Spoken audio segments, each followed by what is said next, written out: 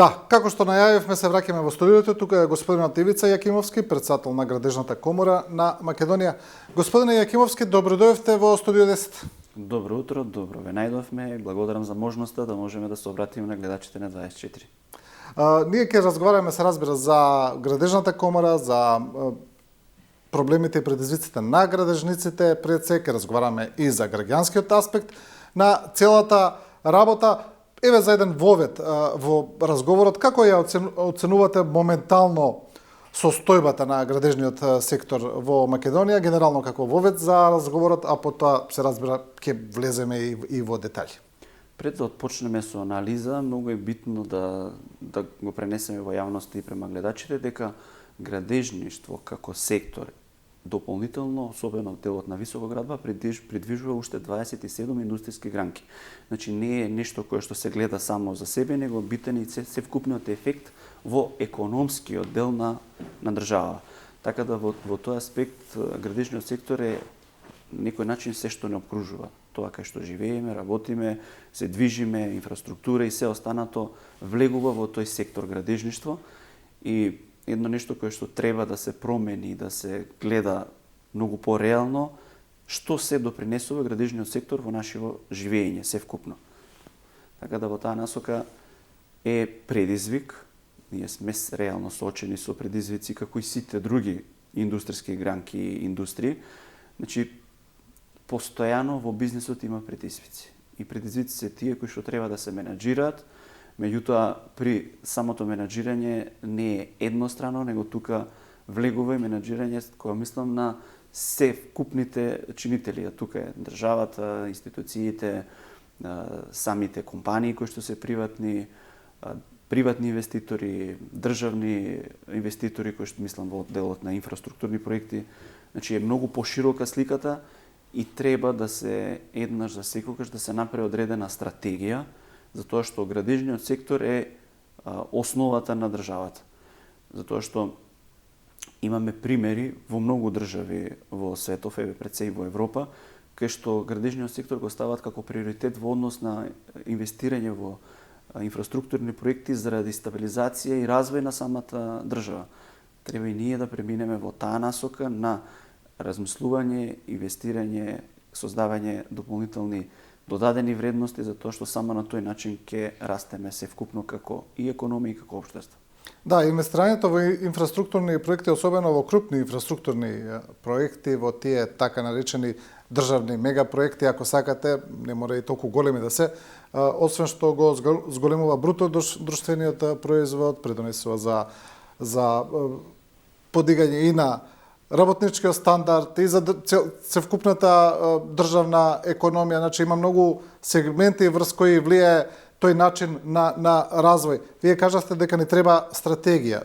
Еве и вие појаснивте, бидејќи кај нас мислам дека граѓаните кога ќе кажете градежен сектор веднаш им асоцира на згради, на тоа што го гледаат, но сепак тоа е една многу поширока и покомплексна слика. Кога ќе кажете дека на државата треба стратегија, на што мислите? На што би требало еве ние како држава да се сконцентрираме за сето тоа да го канализираме, се разбира, за да постигнеме подобар економски развој? Кога мислам за стратегија, тоа значи да се создаде долгорочен континуитет.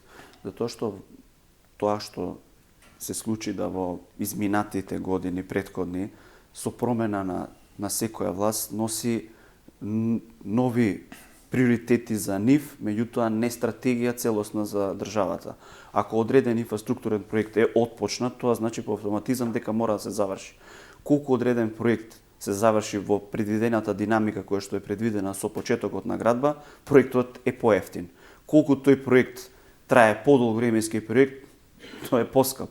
Значи, ние прво треба да знаеме, при влегување во секоја инвестиција, треба да бидеме свесни дека временскиот рок е тој кој што ја диктира и вредноста на самата изградба на одреден автопат, брз пат, експресен, независно дали е тоа канализациона мрежа, водоводна, така да се што ќе се отпочне како проект за градење треба да се реализира.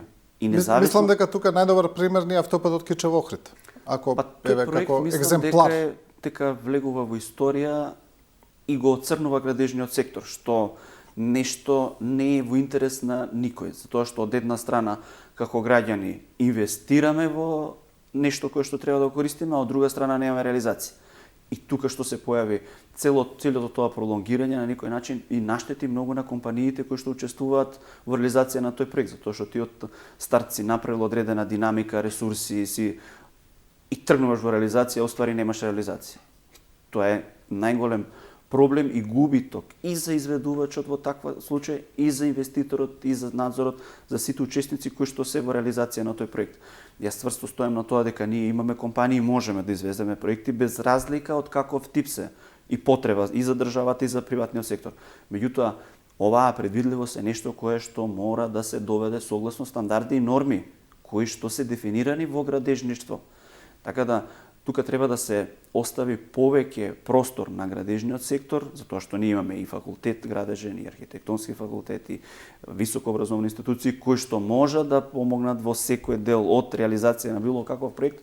И мислам дека многу повеќе треба да се насочиме на реализација или секој во својот дел. Обврската на нарачателот, инвеститорот е да обезбеди финансија, а се останато е обврска на изведувачот. И треба така да ги канализираме работите за да имаме многу појасна слика во се што градиме во нашава држава. Затоа што на крајот од денот, колку побрзо се користи одредена инвестиција, дали е тоа објект, зграда, стан, деловен простор, пат или се останато што се прави, е толку подобро, затоа што на крајот од денот се е економија. Вложувањето во одредена недвижност, во одреден производ и било што, целта е да тоа да има побрзо движење и побрз ефект. Јас кога разговараме за тоа, за изведувањето на тие проекти, за ефективноста, за ефикасноста, ми се чини дека проблем е кога во фелата или во стручниот дел ќе се вмеша политиката. Па да го земеме и автопатот Кичев Охрид како пример. Мислам дека и барем јас така имам перцепција од она што го имам читано, дека таму не е проблем фелата, дека не е проблем градежниот дел сам по себе, изведбата, дали градежните компании имаат, да речеме, капацитет да го направат, дали го правеле со добра динамика и така натаму. Туку проблем се некои други X фактори кои нас не ни се баш познати во таа приказна. И можеби тоа можеме да го пренесеме во сите сегменти, дека проблемот е кога во фелата, како што вие велите, имаме стручни луѓе, имаме факултети, професори, ќе се вмеша политиката. Значи, тој проект е доказ дека неорганизираност и неследственост на веќе отпочнен проект е сериозен проблем. Значи, политиката, во конкретниот случај државата е нарачател. Во дадената позиција, кој ќе биде на позиција да одлучува, значи не треба да одиме ние ретроактивно и по потреби да носиме политички заклучоци, него треба да одиме согласно отпочнатиот проект. Ако тој проект е отпочнат и има одредени недостатоци, тука треба да се занимава стручната фела. Во конкретен случај дали се тоа проектанти или изведувач, надзор, тука треба да се, меѓутоа државата е таа која што треба да го следи проектот инвестициски. Не треба во друг домен да има некакво влијание. Значи, нарачателот се знае треба да обезбеди финансиска конструкција, а се останато е на изведувач и надзор, за да имаме конкретна реализација на проект, затоа што со отпочнување на секој проект се поставува динамички план. Во кој динамички план треба да се точно се знае периодот на изведба на тој проект. Во конкретниот случај, тој проект некако ни создава негативен пристап во општеството затоа што преголема временска дистанца. На крајот од денот секој од нас има такво чувство да тргнеш према Охрид од една ситуација да се релаксираш, од друга страна како би извозел до таму, што е нонсенс во 2025 и 2026 година. Наместо да биде обратно, да. Ако направиме анализа, 70-80 години се граделе автопатишта во Македонија. Не е тоа нешто ново, не е нешто непознато. Значи, тука само пристапот тој кој што создава дополнителен проблем. Одредени изреки има проблем во секое работење постојат. Многу е битно да сето тоа се менаџира и да се задоволи рокот кој што е поставен. Согласно динамиките, ако ги анализираме во последнава година што се случува, Значи видливо е и на самиот терен дека има многу подобра организација во однос на реализација на тие проекти, затоа што веќе добар дел од самите проекти се пуштени во употреба. Начинот на кој што се пристапи за реализација на автопатот Кичево-Охрид да парцијално се дозволува да се користи дел на реализираниот проект, мислам дека е во ред, затоа што на тој начин ќе се намали притисокот, а со тој ќе се заврза динамиката на реализација на целиот тој проект и со самите најави во координација и комуникација и со Министерството и со владава, е дека до крајот на наредната година конечно тој проект ќе биде заборавен во однос на реализација. Така да тоа треба да ни биде поука за понатамошна реализација на сите проекти, дека треба многу по-сериозен пристап во однос на реализација на секој проект, затоа што во градежниот сектор има голема бројка на вработени кои што со самото действие директно влијаат на економијата и секој кој што се одлучил и го посветил животот на обука, едукација и работа во градежниот сектор, освен тоа што го работи, друго не знае и треба да имаме континуитет и посериозен пристап, затоа што се што обкружува и градежништво, пак ќе повторам уште еднаш, затоа што ако немаме патишта, како би се движеле? Ако немаме, не знам, се останато, се е проблем. Така да треба многу посериозно се гледа и градежниот сектор е единствено гради и создава. Никако негативно не влијае во општеството. Тоа што се наметнува теми за лични потреби и одредени издруженија и одредени, како и да ги наречам, организации, е нешто кое што си билдаат личен интерес. Меѓутоа широката слика и широкиот пристап е што го комуницираме, затоа што сите го знаеме дека треба сите да бидеме сплотени со една единствена цел. А тоа е да изградиме многу поквалитетно општество, да изградиме многу поквалитетна држава, затоа што на крајот од денот условите кои што ќе ги создадеме се услови за нас и за генерациите кои што доаѓаат позади нас. Затоа што и пред нас имало генерации кои што граделе, создавале и сме на основ на тоа кое што сме денеска. Да. Кога зборуваме еве за градежништвото или изградбата на станови, на нови станбени единици, тоа е нешто ми се чини што најмногу ги интересира граѓаните или што најчесто е присутно во јавноста. Скоро имавме една информација дека можеби ќе дојде до промена на ДДВ стапката за изградба на нови станови. Видовме дека таа остана на 5% за сега. Што мислите за оваа одлука? Во поглед, дали е таа добра како што е, дали можеби требаш да има намалување или зголемување на ДДВ-то?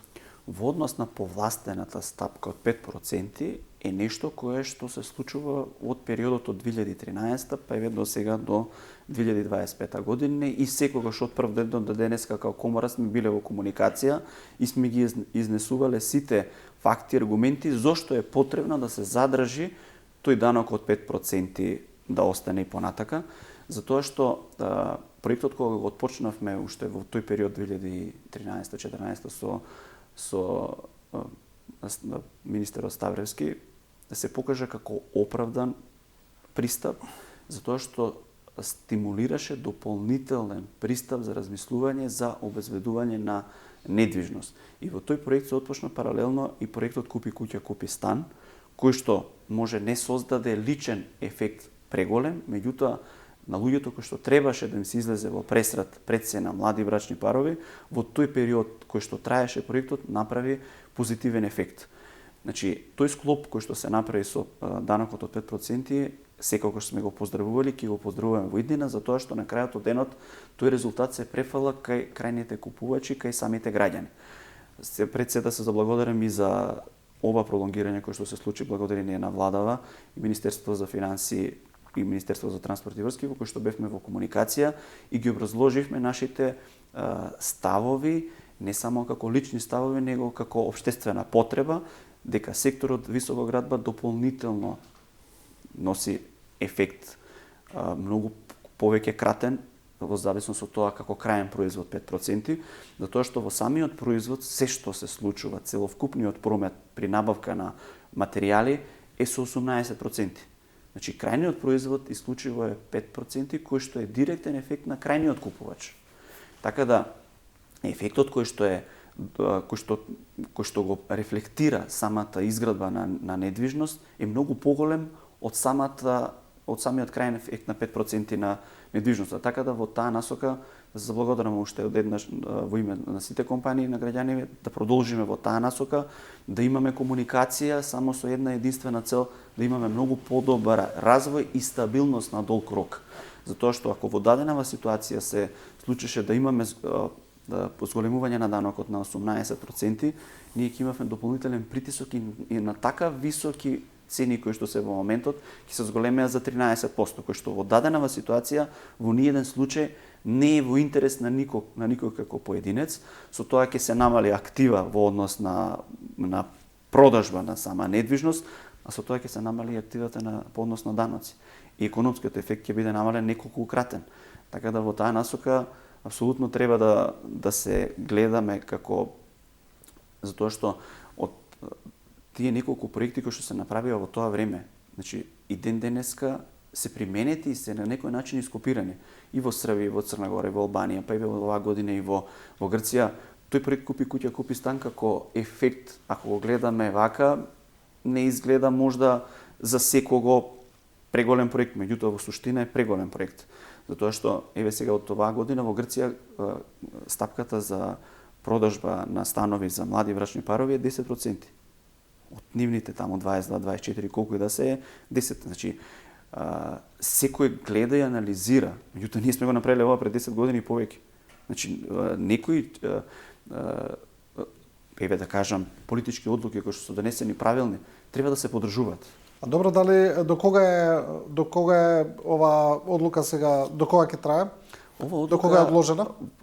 Претходните пролонгирања или продолжувања беа на 3 на 6 години ги правевме. Значи сега ова треба да е во наредниве 3 години, меѓутоа заради периодот во кој што се соочивме со локални избори, па се останато кој што беше во овој период, се направи пролонгирање. Сега наредно кој што ќе треба да се подлабенски да се направи и да се влезе во анализи, зборам анализи, зборам долгорочно на наредни 5-10 години кај сакаме да се движиме, мислам дека тоа е нешто кое што треба да се задржи понатака. Сега Народна банка најавува олеснување на кредитирање при купување на прв стан. Кои би биле тука, кои се олеснувањата? Во однос на чекорот кој што го направи Народна банка, тука има еден дел олеснување, еден дел ограничување, кој што не баш се сложувам дека е во ред, затоа што и во минатово начинот на кредитирање на недвижност функционираше перфектно, да кажам.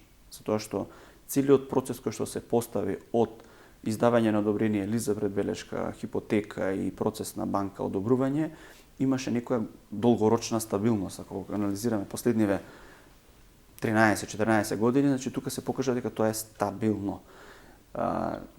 Мислам дека тоа што од една страна се дава можност, а од друга страна се создава ограничување, не е во ред. Затоа што ние сега создаваме да при купување на прва недвижност учеството биде 10%, а доколку веќе купувам втора недвижност, да тоа се зголеми на 20%, 25%, што создава ограничување во однос на кредитирањето при недвижност пред се стан. Затоа што да треба да направиме една анализа. Тоа што се поставува во јавноста дека имаме премногу недвижност, имаме луѓе кои што вложуваат многу во недвижност, меѓутоа од друга страна целиот овој процес кој што помина од 2020 со појавата на ковид криза, економска, енергетска, се покажа дека недвижноста е стабилна инвестиција. Значи, тој инфлаторски момент кој што се појави во изменет период, значи на некој начин недвижноста беше и баланс. Секој кој што направи одредено вложување не изгуби, напротив, доби. И тоа е нешто кое што треба да се анализира од друг аспект, затоа што во рамките на Европска унија инфлаторскиот ефект недвижноста го прати. Затоа што таму имаме во континуитет во изминативе 20 години, ако се случува 2 до 3% да има инфлација во било која држава во Европска унија, недвижноста се зголемува до 5 до 6% на годишно ниво. Затоа што тој инфлаторски момент мора да се следи, а од друга страна севкупниот капитал во општеството, таа недвижност која што ја поседуваме, независно дали е тоа во приватен или во државна собственост, е дополнителна вредност на државата. Затоа што кога пристапува за одредена кредитна способност, за одреден кредитен рейтинг, е нешто кое што преку имотот го докажуваш како можност. Така да, се што се случува, јас го гледам од позитивен аспект и мислам дека така треба да се размислува и така треба да се оди. Се што има одредено недоразбирање или спротивставени ставови, треба да се седне на маса и да се расчисти во која насока ние ќе се движиме, затоа што за градежништвото, за индустријата, за бизнисот е потребна предвидливост долгорочна, затоа што сме изморени од кратки рокови, од нејасна предвидливост, затоа што не можност е да одреден проект да го градиш 2-3 години, а да го планираш денес за денес. Да. Ова што вие го зборувате, всушност е на некој начин и нешто што е најкоментирано во јавноста, тоа е цената на становите. И сега слушаме многу често дека цената всушност зависи од понуда и побарувачка, дека пазарот ја диктира цената, дека тука нема некакви други механизми кои тоа го коригираат и тоа веројатно е точно. Бидејќи просто кажано, доколку некој ги купува становите, тие растат, доколку престанат луѓето да ги купуваат, ќе почне да паѓа цената и тоа е јасно. Каква е сега понудата на таа од таа страна на понуда и побарувачка на станови во државата, пред се во Скопје, но еве и во целата држава? Ние како ефект кој што се случува денеска укажувавме уште 2017 во тој период кога се тргна на водење на мораториум, укинување на детални планови и се таа негативна политика која што се водеше, кој што денеска го живееме како резултат е погрешно, затоа што во ниеден случај не сака да слушнат и да се разбереме дека носење на еден детален план е долг временски период. Не е тоа нешто кое што се случува денеска за утре. Водење мораториум кој што не беше уставна категорија, тоа се докажа на уставен суд дека е комплетно погрешна категорија, се водеше со сила. Меѓутоа жалосно е што никој не одговара за сето тоа што го прави. Затоа сме ние тука кај што сме. Значи ако гледаме пошироко, ефектот кој што ни се случува денеска е од повеќе аспекти.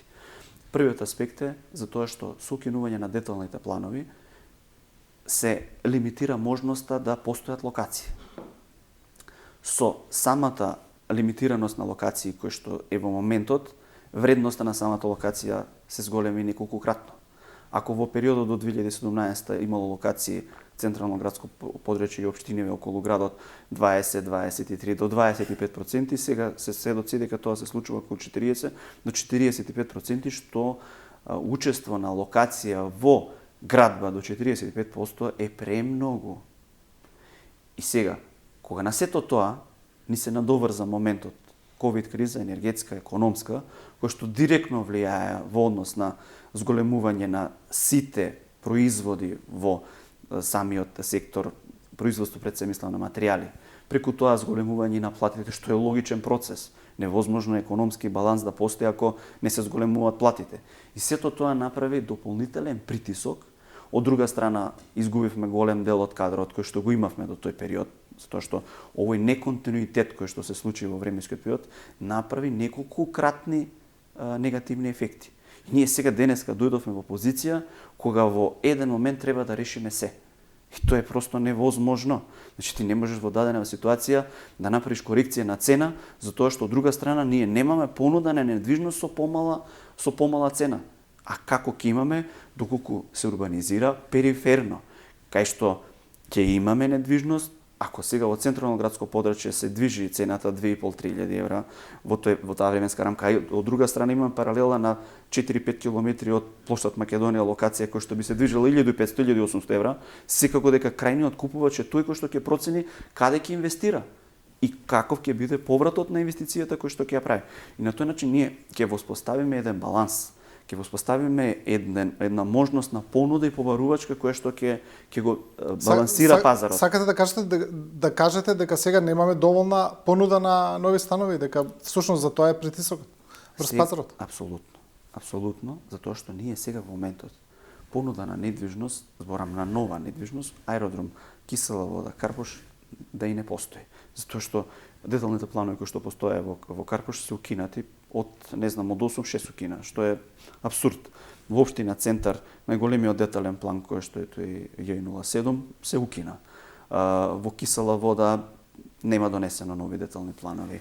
Аеродромот тоа што го има претходно е изградено, ново кој што треба да се донеси кога веќе се создаде една клима на грч и на несигурност и на нестабилност и сите други кои што мислеле нешто да создадат и направат, никој ништо не направи во тој изминат период. И ние го живееме ефектот на тие погрешни политики кои што се водеа во тој период, го живееме денеска. Да, добро, како според вас, бидејќи имаме и контраргументи на тоа дека центарот е пренаселен, дека имаме веќе населби како Дебар Мало или и некои други каде што веќе имаме зграда до зграда, нема сончева светлина, нема паркинзи, нема ништо. И очигледно и е така во некои сегменти. Што е решението според вас? Бидејќи Скопје природно претпоставувам има потреба да се развива, еве гледаме дека има потреба од недвижнини, луѓето ги купуваат, немаме понуда доволно. Што е решението според вас? Како би го надминале тој проблем? Апсолутно е така и никогаш како сектор не сме поддржувале начин на урбанизација и на градење кој што не е во ред. Значи факти сме сведоци на нешто кое што го гледаме и кое што е резултат на минатото кое што се случило. Значи нас треба да ни биде репер минатото, се што е негативно и што не е направено согласно стандарди и согласно закон, да во иднина не сме по ниедна цена да се примени. Ама тоа не значи дека треба да застане. Тоа значи треба да ни биде мотив да изградиме подобро. И треба да согласно стандарди и норми во градежен сектор постојат. Не е ништо дека не постои. Постои закон за урбанистичко планирање, постои закон за градење. Меѓутоа ние треба да се вратиме согласно последните измени, носење на закони, дополни, да се држиме согласно тоа. Меѓутоа кај е ефектот? Се што се случува денеска во 2025 е нешто кој што ќе се види во 2030. И тоа е ефектот кој што ние го гледаме Дебар Мало, кој што го спомнавте, или други локации кои што имаме на некој начин недобра урбанизација, е нешто кое што е случајно пред 2000 година. 2000, 2001, 2005. И целиот тој процес кој што е поминат е нешто кое што го гледаме денес. Тогаш е создадена таа кованица урбана мафија, нели? Од тогаш постои како израз. И сега постојано. Знаеш како, што не е во ред општествено, затоа што ние на некој начин сме навикнати да се навредуваме меѓусебно, што е многу погрешно. Независно дали е тоа во урбанизам, дали е во градежништво, дали е во политика, дали е во друг дел од бизнис. Значи секаде нешто се додава за да се стави во еден куп. Дали е тоа судство, дали е банки, дали без разлика што и да е. И сега во сите тие сектори кои што ги спомнав, секаде постојат професионалци. Тоа не значи дека сите постапуваат на таков начин. И треба да се направи јасна дистинкција. Тие кои што создаваат правилни вредности, се придржуваат согласно закони и норми, треба да бидат истакнати како примери за кои што сите други треба да ги следат. А ние одиме обратно. Се прикажуваме дека е црно и од друга страна се блокираме и стоиме. Невозможно е нешто да стои во место. Затоа што процесот на живење е нешто кое што движи и кој што мора да движи. Добро, кои се решенијата според вас? Како би требало Скопје да се развива? Еве, поконкретно.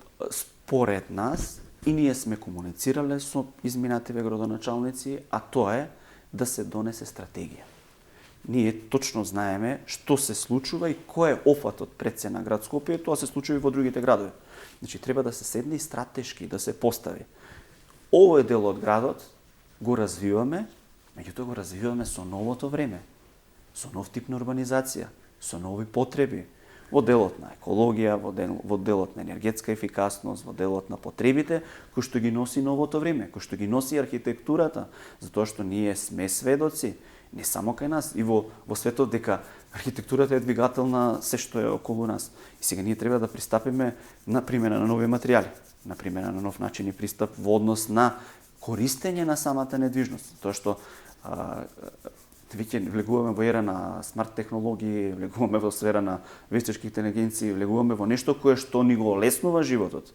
И примената на сите тие нови технологии е неопходно да се примени во делот на градежништво и архитектура. И тоа е нешто за кое што се бориме и кое што сакаме да го прикажеме во општеството. Меѓутоа треба да ни се дозволи, да ни се даде можност, зборам како се вкупни учесници, И тука сега, во која насока би се движеле, тоа е директна комуникација и со владата, и со градоначалниците за јасно дефинирање во која насока ќе се движи државата во однос на урбанизација, во однос на изградба на нови комплекси, можности, па зошто да не и населба, и град нов, и било што, кој што ќе биде репер и пример како треба да се движи се понатака. Да, пред 40 или пред 50 години може кога е правена Скопската наслоп аеродром и Ново Лисиче, спред многу урбанисти пример за тоа како треба да изгледа модерна градска наслоба, каде што имаме згради, помеѓу нив паркови, паркинзи, се е предвидено направено плански и урбанистички. И некако ние сега 50 години после тоа како да назадуваме во тој урбанистички аспект, а не да напредуваме. Значи тоа е доказ дека ние имаме пример. Меѓутоа не го следиме тој пример. Ние наместо да пресликуваме и да надоградуваме, да модернизираме, да одиме уште ниво повисоко од тоа што било, ние се враќаме назад. Јас во комуникација со градоначалници и со министри и со се што даваме насоки. Меѓутоа треба да тргнеме во таа насока да се реализира. Ние имаме одредени паркови. Независно во која општина, да го зборам централно градско подрачје. Имаме паркови. Зошто тие површини не се искористат да подземно се реши паркирање, а надземно биде комплетно цел паркинг? Кај што ти на иста површина имаш две функции. А тоа го решаваш проблемот со паркирање кој што не е реален проблем, а од друга страна го задржувам како јавен простор зеленило. Зошто не пристапиме на таков чекор? Па добро, во дадена ситуација кога една општина нема можност за тоа го isfinansira во целот, па има можност за тоа се направи како јавно-приватно партнерство. Значи ние имаме многу можности. Меѓутоа треба да тргнеме храбро да реализираме, за да промениме. Значи одредниот дел кој што се случуваме во делот на сообраќајници. Значи ние имаме притисок по однос на сообраќај, па и нормално е дека ќе имаме. Ако ние пред 20 години тој тип на сообраќајница бил за бројка на жители X, а сега е зголемен, тоа е логично дека треба да се зголемат. Меѓутоа имаме ние примери, па нормално е дека не може да се руши опкружувањето, па тоа е така дека не може, меѓутоа за тоа постојат подземни сообраќајници, постојат надпатници.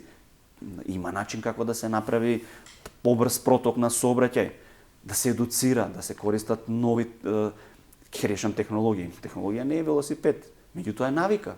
Значи требаме ние да пристапиме повеќе во однос на едукација и каде сакаме да одиме. Тоа е нешто кое што треба да го промениме. Да, кога зборуваме еве за предизвиците на градежниот сектор, но јас би кажал и предизвиците на граѓаните, тоа е работната сила. Очигледно е дека имаме недостаток на работна сила. Гледаме дека одредени инфраструктурни проекти, дали е тоа еве и автопатот кој го гради Бехтеленка, каде што масовно работат работници од Турција, да речеме, но и на други инфраструктурни проекти во Скопје гледаме работници од странство и се почесто е тоа.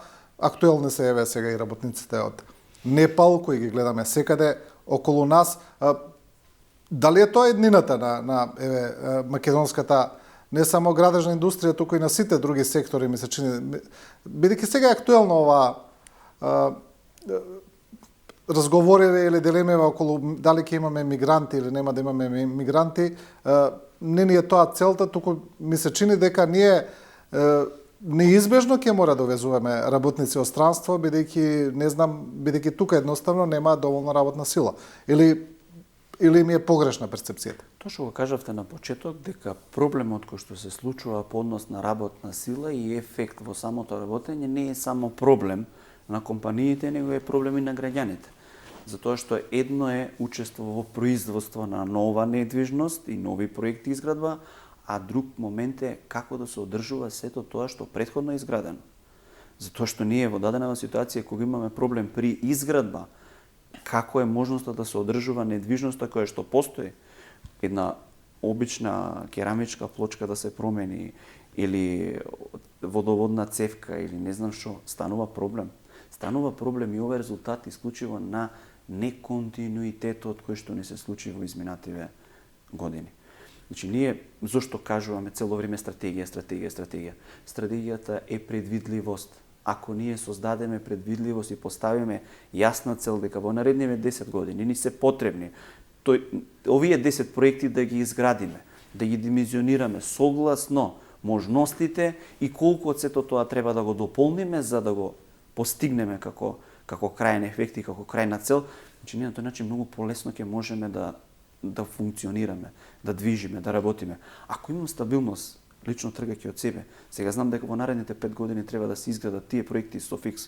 Мене ми е многу лесно да ги анимирам луѓе кои што се наши пред се и се излезени надвор од држава и работат, со одредени бенефиции не само по однос на плата и одредени други стабилности кои што може да се понудат, да тие луѓе се вратат. Значи не е дека немаме можност. Ефектов на зголемена вредност на недвижност може да влие и позитивно во однос на самото зголемување на платите, кај што може да се вратат голема група од, пред се мислам на нашите граѓани кои што се на привремена работа во странство, кои што секако ние како држава имаме одредени трошоци, а создаваме вредности во туѓи држави. Значи тука ако се направи добра стратегија, ние тоа можеме многу добро да го поставиме. И од позиција која што сме сега, да излезем во позиција кај што би биле извозно ориентирани. Значи, кај е хендикепот? Неорганизираноста по един градежен работник, инженер или техничар, кој што работи во странство, е личен ефект на самиот вработен. Доколку тоа се организира на ниво на компанија, тоа значи увоз на девизи. И тоа треба многу да се гледа долгорочно, затоа што ние ова како држава во претходно уредување на друга држава, Југославија и почетоци сме го имале, затоа што градежниот сектор бил не двигател, него градител на Блиски Исток и сите држави кај што работел. Ние имаме искуство. Имаме факултет кој што е реномиран во светот. Ние имаме институт кој што е реномиран во светот. Значи ние имаме основа, имаме традиција, само требаме сето тоа да го сплотиме и да го поставиме на реална основа пред се, да ги задоволиме потребите на самата држава, а со тоа да создадеме дополнителни додадени вредности кои што можат да влијат позитивно на самата економија. Не ми кажавте, мислите ли дека ќе продолжиме с увоз на странски работници, дека се почесто ќе гледаме? Во моментов, тоа е нешто кое што се користи како ad-hoc решение за да движат проектите. Јас тоа не го гледам како долгорочно решение. Факт е дека во севкупната индустрија ние имаме проблем, меѓутоа од друга страна што е многу битно, кое што треба да се разгледа, а тоа е, ние сме како држава мали, како пазар сме мали, зборам на глобален пазар. Многу е побитно да ние сега направиме нов исчекор, а тоа е да влеземе во креирање и создавање на квалитетни производи, кај што ќе го намалиме квантитетот, а ќе го зголемиме квалитетот. Со тоа ќе направиме додадена вредност на самиот производ, ќе намалиме обемноста, а ќе го зголемиме квалитетот. Кога мислам о тој аспект, еве би дал една насока во сектор земјоделие, да го мала дигресија. Ние земјоделие постојано субвенционираме во изминатите 20 години производство. Меѓутоа никој не се прашува какво производство. Ако веќе правиме субвенции, зошто не правиме органско производство, кој што има додадена вредност? Ако одреден продукт кој што го користиме има вредност 10 денари, не знам, пиперка, патличен или било што, ние со тип на органско производство ќе имаме 100 денари. И тоа го мислам реално. Ние за наши потреби може да користиме едно и друго. Меѓутоа за извоз, исклучиво треба да извезуваме органско производство, кај што ќе имаме додадена производност. Едно, создаваме светска препознатливост по квалитет, ќе бидеме барани затоа што имаме квалитетен производ, ќе имаме додадена вредност. И ние од тони и камиони и се останато што се случува, ќе се сведеме на помала продукција, меѓутоа квалитетна. Со помала продукција поголема додадена вредност. Исклучиво, еве насока од наша страна е да создаваме квалитетни производи. Јас мислам дека во нашата држава има компании кои што имаат квалитетни производи, кои што може да се промовираат и со кои што можеме да обстанеме долгорочно, со кои што ќе бидеме препознатливи. Затоа што од друга страна земјоделието е директно поврзано со туризам. Ако не имаме квалитетни производи, имаме гостопримство, имаме услуга, логично е да привлечеме и туристи. Затоа што од една страна имаме отворено доволна конекција, зборам со авионски линии, кај што многу лесно привлекуваме туристи, меѓутоа кога ќе можеме да ги задржиме и на сето тоа ќе имаме додадена вредност многу поголема, а сме реално домакини, реално сме докажани во тој дел, така да едно со друго е врзано. И ние мора да сватиме дека еден од друг зависи. И треба во таа насока да размислуваме и да градиме. Да. Создавање на квалитет, а не на квантитет. Ете, мислам дека тоа е убава мисла и да завршиме со разговорот. Имаме уште некои точки, но за жал толку е времето. Господине Јакимовски, ви благодарам за учеството. Благодарам за можноста да можеме да разговараме пошироко и на некој начин да поставиме и некој друг начин на размислување и комуникација, затоа што начинот на кој што комуницираме не ни создава долгорочност и стабилност. Мораме да на некој начин направиме стратегија која што ќе не извади од севкупно окружување кој што ни се случува. Да, благодарам уште еднаш. Благодарам и на вас. И со ова го завршуваме првиот дел на разговорот. Почитувани, останете со нас, одиме со една куса пауза за реклами и продолжуваме со професорот Атанас Козарев.